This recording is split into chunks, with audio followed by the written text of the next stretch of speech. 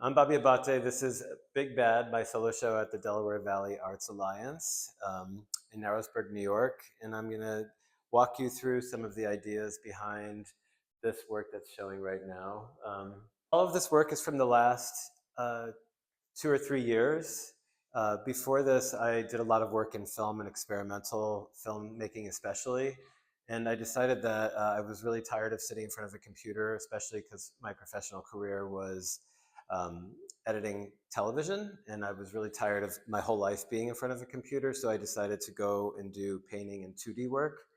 And I started off by making a tarot deck called the Outsider Tarot, and that was a 10-year process that got me reoriented to working with my hands, drawing, painting with watercolors, pencils, and things like that. And when I finally published that deck in 2021, I was left with a decision to make of where I wanted to go, if it was back to film or to continue working in painting, drawing, and 2D work.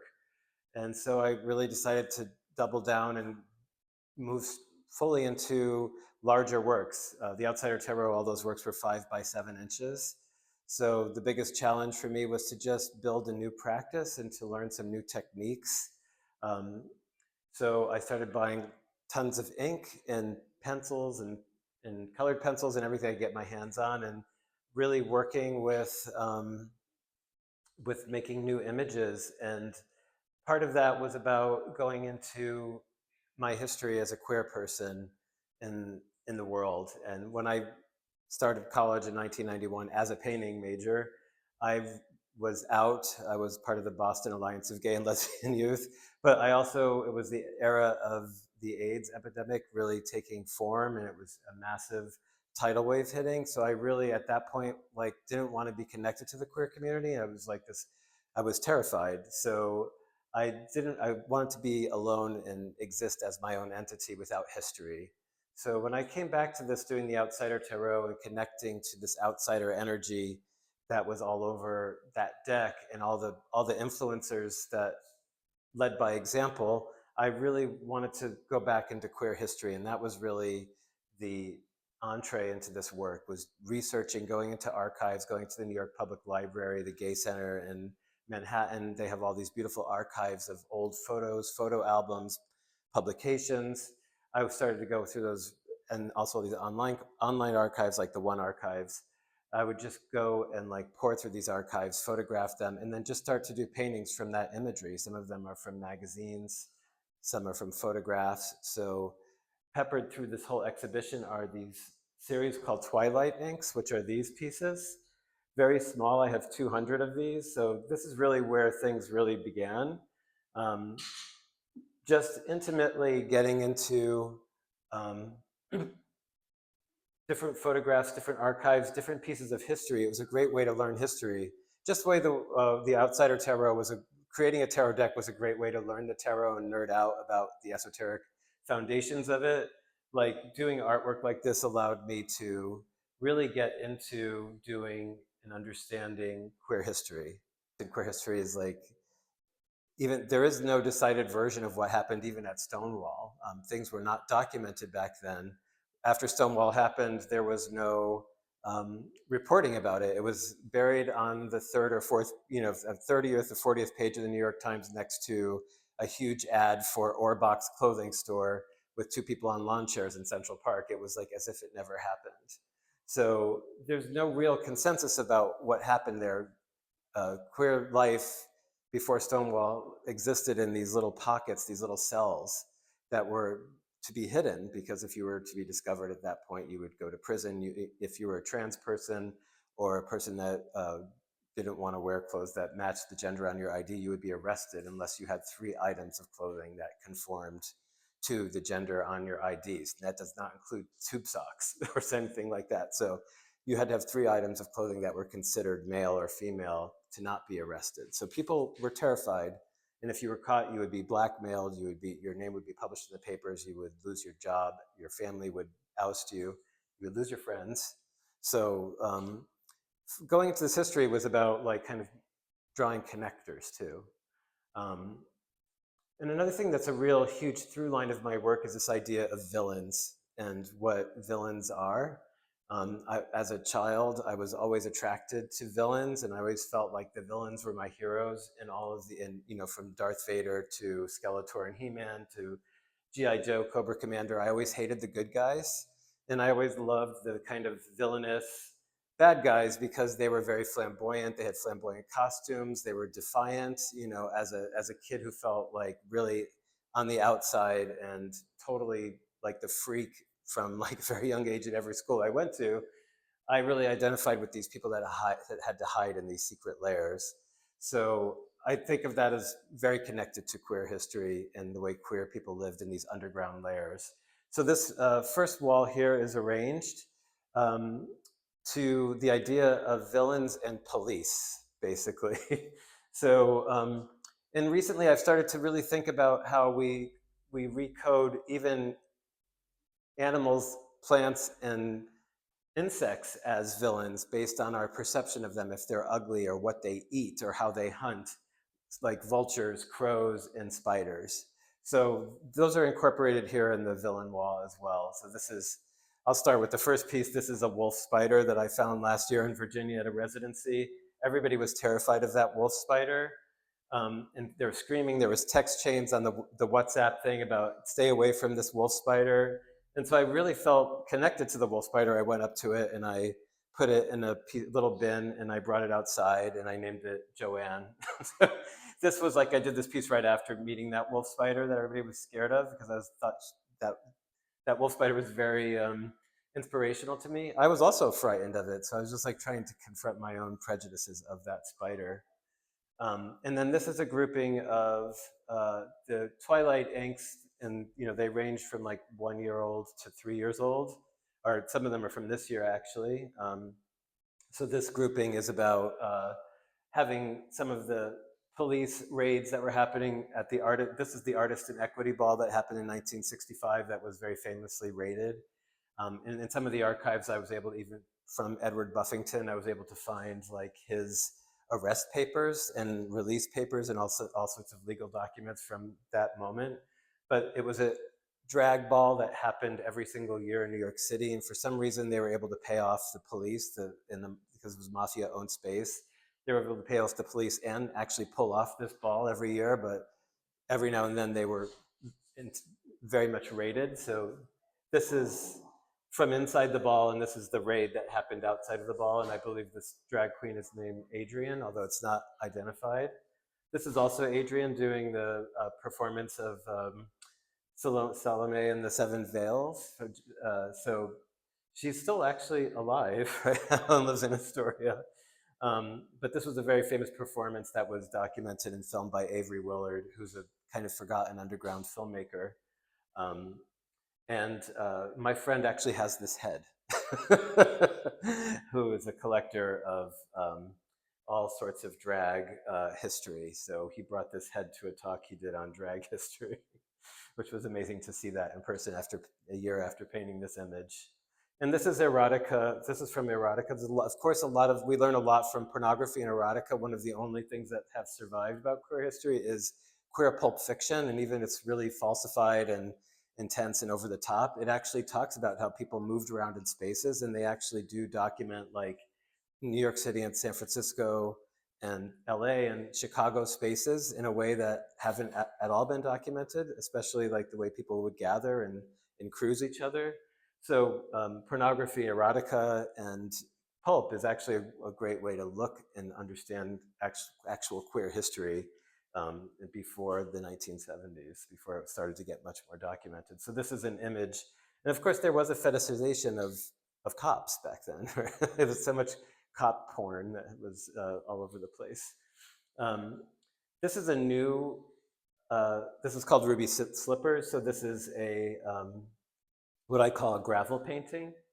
And these are based on these mid-century wall hangings that you probably find at thrift stores anywhere, which were in themselves based on tramp art and outsider art from the beginning of the century, the 19th century, 20th century. And so what I wanted to do was create my own gravel pieces that instead of having cultural appropriation, sometimes you would see these like beautiful Chinese scenes or like a happy cat, sad cat with a umbrella or something like that, like very queer interest, like queer eye that's been queer interest that has been transformed into mid-century wall hangings that are totally neutered and non-confrontational. I wanted to take them and place more of queer history inside of that space, but using the same type and style of imagery. So this is all white marble chips that I have hand dyed myself, according to those original techniques that are using the same inks that I paint with, and reapplied in this kind of faux mosaic style as like a mid-century wall hanging. And this is a representation of an arrest of a drag queen. And of course, it allowed me to use all these, I collect all these vintage sequins and things. So this allowed, and there's Swarovski crystals and stuff. So as a queer person, I've always wanted to work in this idea of somehow go into these fashion stores where you could buy all these beautiful bobbins and things and these beautiful Swarovski crystals and stones. And I was never able to use them in my films, but this is a great way to incorporate all of that stuff too. This is one of, I think, this is one of my favorite pieces that I've ever done. It's called Pig Pile, and it was a huge breakthrough for me. It represents exactly this, like in a raid of a gay bar from the 1960s.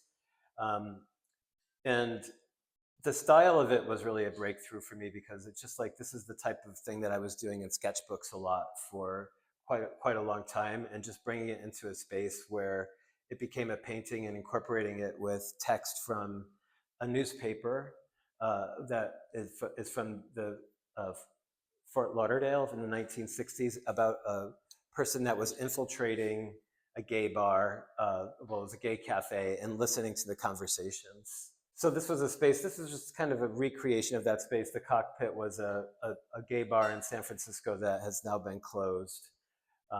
And all these gay bars in San Francisco were very meticulously documented by a person named Henry Lilu, who like has hundreds and hundreds of photographs of all these former gay bars in San Francisco that he just took pictures of the facades of them, and they're all available on the GLBT archives online. So I downloaded all that, and then there's one over there called the Horny Owl that he also photographed. So I started to incorporate his facades into my paintings, and this idea of these police raids, which I did all of these in 2022, 3, 4, before the elections happened. And the idea was to be a reminder of where we came from and the oppression that preceded us. And yet, like, I really never anticipated so much that we would be backsliding right now into the same exact space that we were at. So instead of like just being a reminder, they're almost like this place of a marker of where we're headed back to, which is really scary to think of, like now with all the raids happening. And that's exactly what happened through the 60s, not only in queer spaces, but everywhere. Every place was raided, and there was mention of like removing even desegregation in schools again last week. So it's just, I think it's like this era we're heading back to is very terrifying.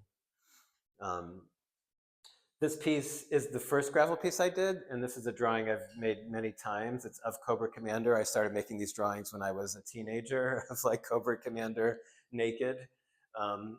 And so it was interesting as Cobra Commander has a hood on him, which has, there's like this dual meaning with, a hooded figure has reference to the KKK, but also represents having shame of your face and like being terrified to show your face. So when I was a child, when I was a teenager, I really hated my face. The idea of hiding my face was very appealing. And so I was very attracted to this character in particular, Cobra Commander, who always hid his face and never showed it. And so this is like this weird twisted form of that. And it's the first gravel piece I did, so it's a lot of experimentation with dyeing the crushed gravel and playing with the stones and the ropes and the velvet and the leather cord to make the piece work. It was actually just for me in my brain, the way it works, it was very helpful to work this way because like it gets rid of distractions in a way, just to be placing stones little by little. Like it's just a great way to focus and meditate, to make these pieces. And I haven't made one in about 6 months now, so I really need to get back to that.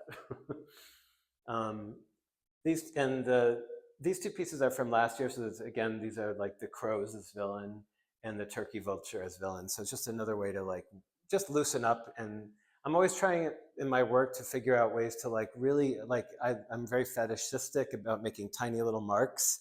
So every now and then I really challenge myself to like go outside of the box. I really love to work tiny, tiny, tiny, and really focus on the little areas and be very intricate. So every now and then I really just want to like be crazy. So when I was at an artist residency at the Salt and Stall Foundation in Ithaca last summer, I was able to just like wet this whole piece of paper and play with it and put paintings on it and stuff. So and just be very loose. So I love the way this wall works in terms of showing the details in the more loose things. So I did this piece first as a Twilight ink, and it's an arrest outside of Paul Shereson's house, and it was they were trying to remove some sort of like law or ordinance that like prevented people from uh, segregating or not allowing queer people to live in certain apartment spaces, and Paul Shereson was not taking any action. So this was a protest outside of his house that happened in 1970 of the Gay Liberation Front. And so I decided to take this image and create it into a gravel painting. And this one is also another leap for me because it is incorporating acrylic ink and impasto. And I really, since I was a kid, I used to paint with acrylics when I was in high school, and so I really hate acrylic paint. And so I really tried to bring it back into my life in a way that I could accept it. And actually, this made me start to love acrylic paint again. So that was really good. That was really good. And so incorporating that with this thick, chunky yarn and the sequins, I feel like this is my favorite of the gravel pieces because it really takes it out of the kitsch space and brings it into this really dark space, and they work together like that. So as I create more gravel pieces, I want them to represent this one more and more. And while we're here, this piece here is called Vacation Time. And this is a lot of my work is based on actual articles and writing. So this is from a New York Times article from 1966 about Yemen started to execute homosexuals in 1996. So the New York Times published the first homosexual that was executed in Yemen back then. It was a tiny little article about like 1 inch by 2 inches, 1 inches by 2 inches, that was next to a gigantic ad for travel clocks that took up the entire page. And it talked about how this person was executed, which was they had sentenced him to death to be thrown out of an airplane, was how a homosexual gets executed there. But they couldn't find a person to do that. So then the next thing was that he was to be beheaded in public. So they had that all set up, but the executioner never showed up. So then they finally shot him in public. And it was just he was running what they called a bordello or something like that. But it was interesting to see like how that was dwarfed, like this atrocity. And it really showed in the 1960s how cultural, even like the New York Times felt about the queer community, that it was so incredibly marginalized and unimportant that someone was executed for this. It was not even, it was barely newsworthy to just be a 1 inch article.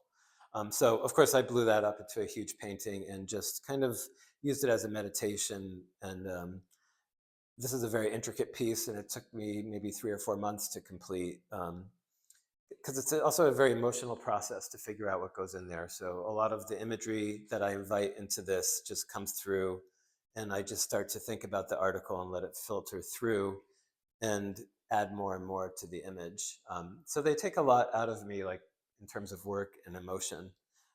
So I don't have too many works that are this large because I actually created this in another residency, and that focus was really necessary to do something that large and that intricate.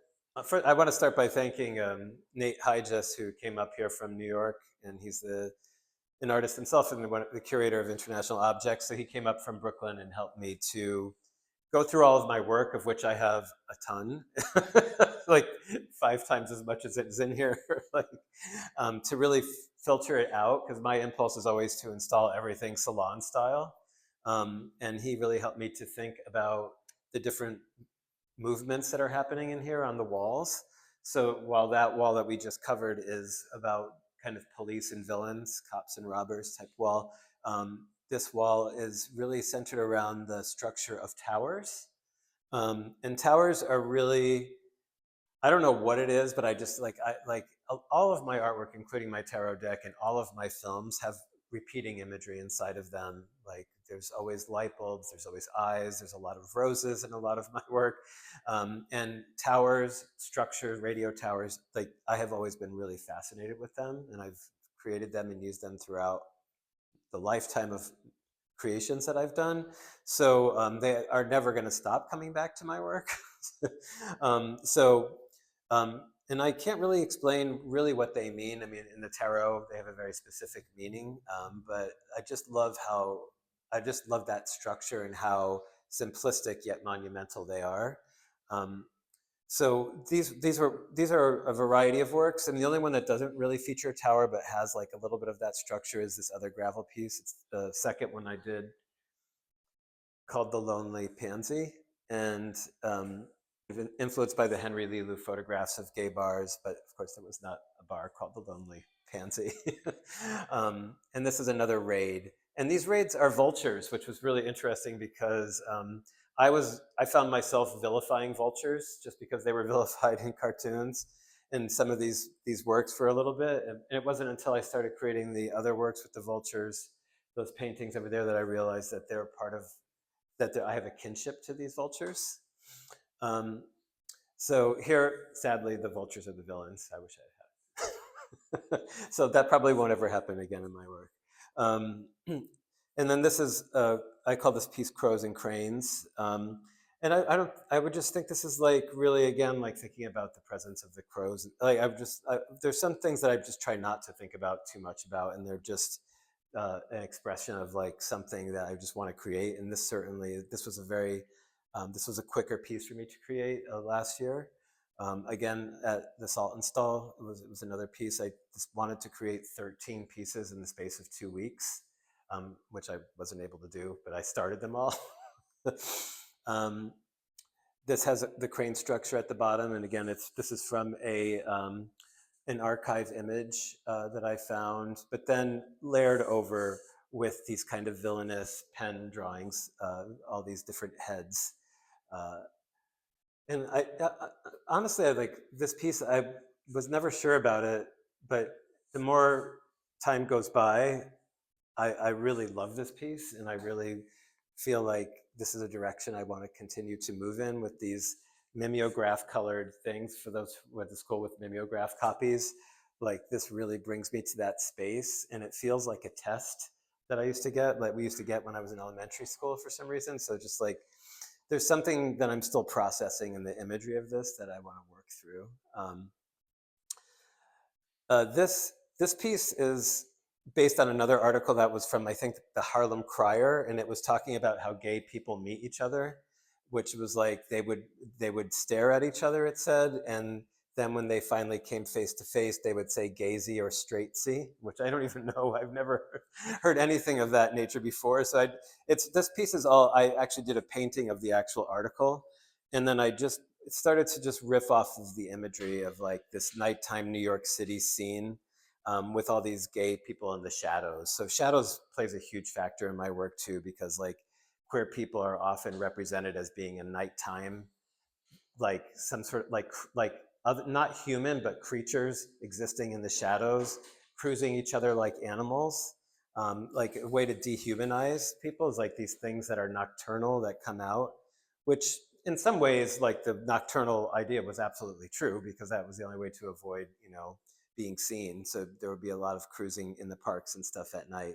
So this is the shadows, the night scene, everything happening at night, and then the police force out here spraying insecticides and all this kind of stuff, like inside of the structure that's outside. And then this one is a newer piece. So I just finished editing a film that we shot in Callicoon called The Ghost at Skeleton Rock, which is based on a personal story of my coming out, which was in the height of the AIDS pandemic. And in that space of time, uh, after I had my first sexual encounter, I totally freaked out and thought I was going to die. And then I used a Ouija board to break up with that person that I was with. So I've been going back to my old journals from that era, which were all done in Crayola marker. And I was keeping a journal for the main character of the film, which is all Crayola art, page after page of this angsty Crayola artwork. So last year I was starting a new, all of my works, by the way, are in ink. They're not watercolors, so it's all like fountain pen ink.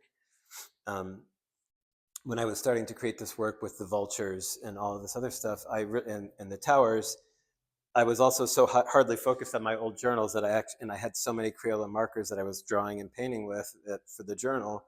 I started to bring the Crayola markers back into this work, and really loved the intersection of the two inside of this piece. So this is a very strange uh, not departure for me to like put these two things together. It was actually quite fun because first I'm very interested in ink and the way ink works on paper, and I'm really interested in working on paper and not on canvas or panels unless they're the gravel pieces.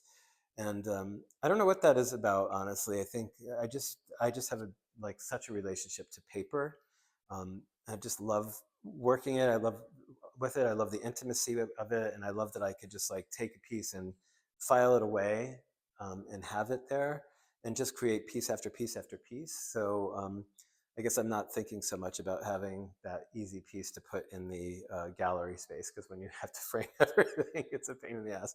But so this was an interesting way to see the works come together on paper, like that's not in a journal, and create a whole new thing. And then in the middle of that, right, last year I was casting the film, and we were doing all that, like the prep to shoot it. Um, I came across in my journals this flyer that I got that was all about sex without fear, which was like the antithesis to what I felt about sex in 1992. It was all fear for me. It was all terror. So I decided to put that in the middle in a kind of triumphant way, because that was really pasted in the very center of my sketchbook on a page on its own. And it really struck me that flyer that I just got at my first gay pride, which was 1992. So that was a very triumphant gay pride for me. It's Gay Pride Month, so it's interesting to see that those bookends happening here. Well, I would say is like hung visually. Thanks to Nate, like he was my impulse is always to put a lot on the walls, so this was just a way to let these three pieces breathe. For me, these three pieces are enormous artworks. I call them enormous, and I don't know, they just kind of balance each other out, and I think these three really highlight the type of like how I get very fetishy and detailed with the drawings and paintings. So this piece in the center is based on Carrel of Brest by Genet. And that's all this text in the clouds is from one of the passages. And the rest is basically, I just started to create the work around, well, I was on Governor's Island at that time at the LMCC residency, taking a boat every day. So I felt very like enamored with being on the ferry boat, and having to go across the sea to get to my art studio. It was the most amazing experience just to be on the ferry every single day, and to really, a lot of queer culture and history exists at sea. A lot of people became merchant marines. A lot of queer gay men specifically became merchant marines just to be out on the ocean, because like there was no rules out there. And so there was all this like kind of history that I was thinking about on this boat every single day. And I started to read about a lot of the queer history through sailing, through the Marines, through the Navy, and bring it just like listening to these audiobooks while making this painting, actually. So I really started to bring in the creatures, the villains. There's Black Manta here from uh, the Super Friends, the Batman villain, the Scarecrow, and then just bring them into the sailors and drag queens and mythical sea creatures. I was also listening to 10,000 Leagues Beneath the Sea and all these other things at the same time, which that reads to me as very queer. Is it 10,000 or 20,000? 20,000, yes. I put it in half. So like that felt like a very queer thing. It's like this person that creates this fabulous like palace under the water that he lives in with his sailors and has no interaction with society. It feels like the most gay story ever. So this piece was just created again in the same way, almost the same way as the vacation bound piece, but just maybe a little bit more fun, and the idea of thinking of the water, the sea, as a gay refuge. And really also, I'm always pulling myself away from representation.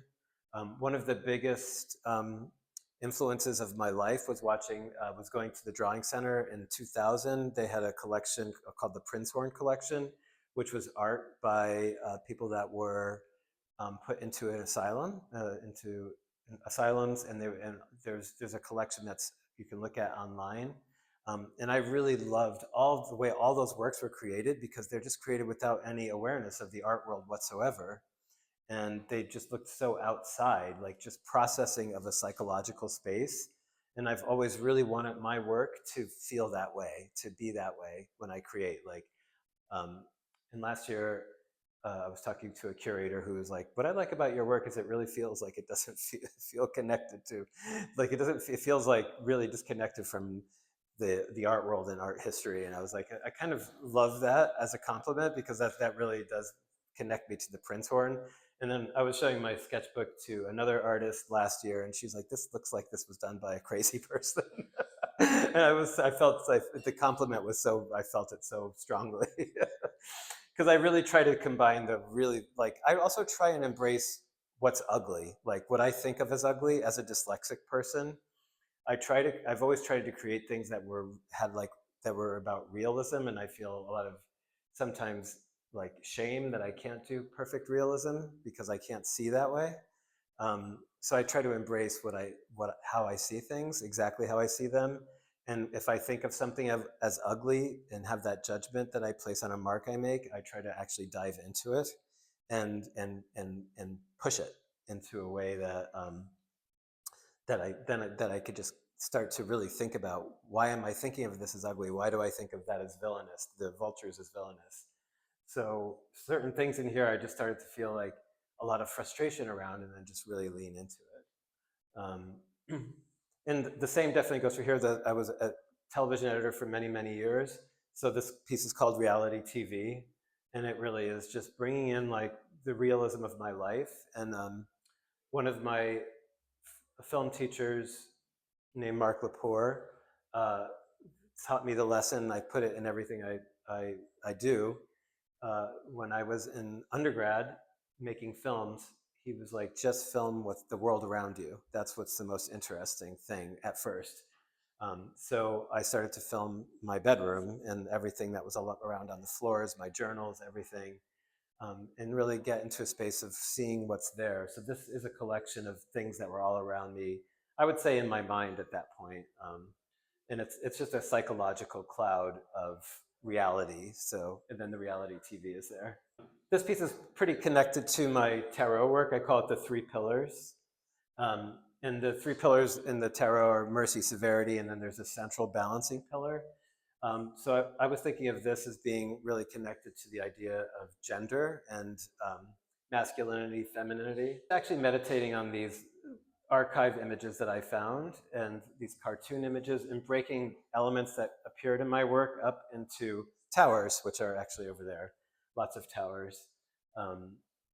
So these are just all of these pieces are meditations. Like, so I actually started them all at Governor's Island. I had two tables pushed together, and one of them was a painting table and the other one was a drawing table. And so when I would get tired of painting, I would go to the drawing and just go back and forth and back and forth. um, between the two. So like one really was the antidote to the other. So there would just be a large piece on either side of this, my studio space that I would tick-tock between. So these four pieces were all created alongside each other. And I think the way I make work is very informed by the space I'm in, obviously. Like when I'm in my studio here in Callicoon, I create a lot of smaller works because I can do that. I don't have a lot of space I don't have a lot of table space. So the bigger space I have, the bigger my works become. And then the smaller my space is, the more intimate they become. And this is the last wall. It's the salon wall. So this is like my fantasy wall here. It took us an entire day to hang um, this wall, but like this is how I love to see my work presented, is just like in this beautiful cloud and with these clips and hanging and having motion, um, letting the air play an element and let them be kind of off the wall a little bit and really speak to each other. I think that's how I learn the most about my own work and how it's created. So the original idea for the salon wall was to have it be all really specifically about pieces that came from magazines, from imagery from magazines, but actually it just started to move beyond that really quickly. Um, so some of this work, it begins, this is the oldest work, it's from 2012, right where I started making my tarot deck, maybe 10-ish. And they're from the Montgomery, these things are from the Montgomery Ward catalog, which appears in a lot of my experimental films. And so I started to take these drawings from the Montgomery Ward catalog in late 60s, pull certain items out of it. And then this is a drag queen that I went to karaoke in Red Hook all the time. And her name is Dropsy Desmond. She was the hostess. So I put those three together. And then here is a beautiful folding chair, a hurricane lamp, and a cat. So I really love doing those, and it's very technically proficient drawings. And then there's a whole series of artworks that aren't represented in this show that I do called queer objects, that are actually highly representational objects that I feel like are kind of like queer hieroglyphs. There's actually 3 of them outside that are of Pulp Fiction books. And there was going to be a whole installation of those, but we felt like this was enough. So this was the beginning, these 2 drawings. And then it actually just goes around. There's a lot of twilight inks inside of here. So this is a space inside of New York City. This is an unidentified gay man whose photo collection was at the Gay Center. And I really love how sad this photo looks with him looking up in the air. It's one of my favorite inks. And this is also from an unidentified collection, 1940s, a gay couple taking a photo out near Coney Island with each other with their arms wrapped around each other. This is like such a crazy act of resistance for that era. And this is from the cover of One magazine, which was I think at that time it was maybe the only newsletter for that was being distributed widely across the United States for the homophile movement that was going hand in hand with the Mattachine Society. This is the Horny Owl, a bar that closed in, I think, in 1969 or 1970 in San Francisco, photographed by Henry Lelou. And another arrest that happened in New York City in the mid-1960s. And then these things right here are just from other, this actually is from a magazine. That's just been, I just played with it and added some creatures into it. Gay Little Manhattan is from a tabloid magazine, talks about how the Manhattan idea is spreading everywhere around the world. This Manhattan queer identity is like a virus spreading around. And this piece, especially right here, is at the Monticello Playhouse. So there was the Jewel Box review of female impersonation review that happened, and it toured the country in the 1960s. And that was literally queer culture that was going around the country and going to all these little resort towns. So it actually came to Monticello in 1965 for a run and was very, very popular. And so there's a bunch of images that I found just randomly found, and like, there was no way I would ever find like queer culture in Monticello. So it was just by absorbing all these photographs that I happened to find that this was actually taken in Monticello, and that there was a few of these. This is also Monticello backstage um, at the before the show, and then there was I have in my series quite a bit of those taken at that event. So there was like this beautiful drag review that happened here in the '60s, probably at a time where there was a lot of people vacationing and from the city, so there was a cosmopolitan presence up here, but also probably a very unaccepting space as well.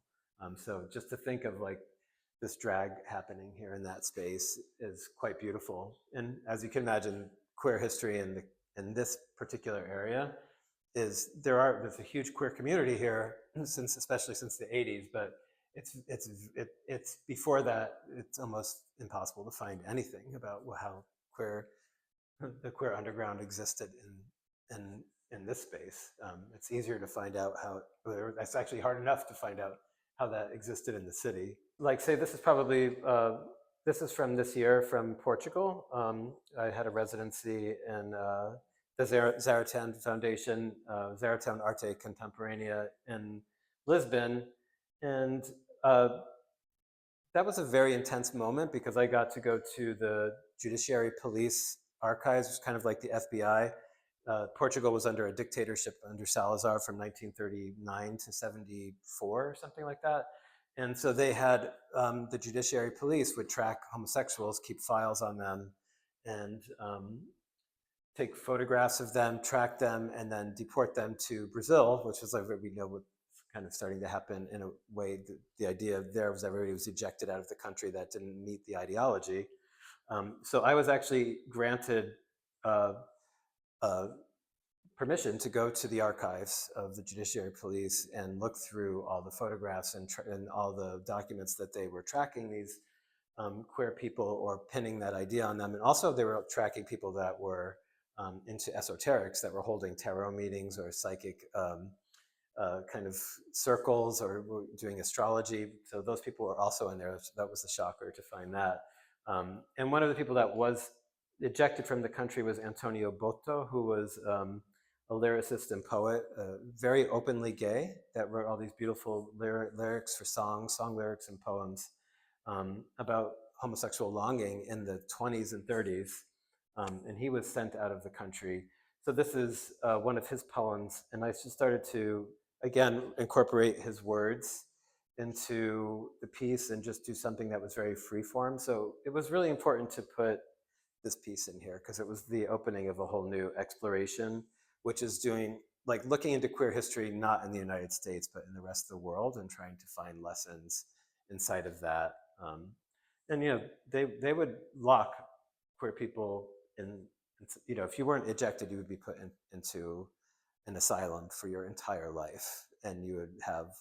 There are many that had lobotomies, and that of course didn't help with sex drives or anything like that in those spaces. So there was the treatment of queer people in that space was absolutely horrendous. And of course, Portugal, even though it was under a dictatorship, was an ally of the United States.